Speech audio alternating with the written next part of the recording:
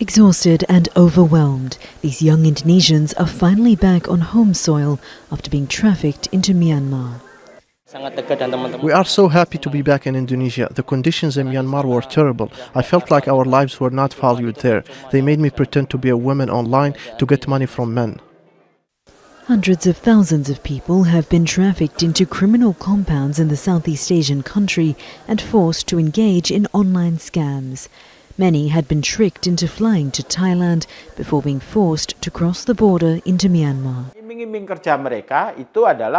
They're lured with work opportunities, as customer service, as a programmer, or working in the gaming sector. But then they are forced to commit fraud, so the international term is forced criminality. With Myanmar in a state of conflict and chaos since a military coup in 2021, it has become a magnet for criminal syndicates. A recent crackdown on these criminal compounds, coordinated between Thailand, Myanmar and China, has led to thousands of people being repatriated. The Indonesian government says it will repatriate more of its citizens soon.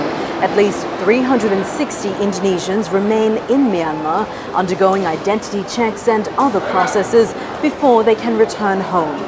The government estimates at least 7,000 Indonesians have fallen victim to illegal job scams, most of them in Myanmar. For Indonesia and other governments, it's difficult to know how many of their citizens are being held by these criminal syndicates, and they also need to assess whether any were also perpetrators of trafficking rather than victims. We continue to communicate and coordinate with the authorities to bring the remaining Indonesian nationals and Miyawadi home. Pepin was repatriated to Indonesia a few days ago. He says he was tortured regularly, often subjected to electric shocks or forced to carry heavy weights and beaten. For 2.5 years, I didn't get any rest. I was always on duty and experienced torture daily. The feeling of crossing the river was hard to describe. I am constantly thanking God. The trauma of his time in Myanmar still haunts him, but he says after being reunited with his wife in the safety and comfort of his home, he's also grateful and relieved.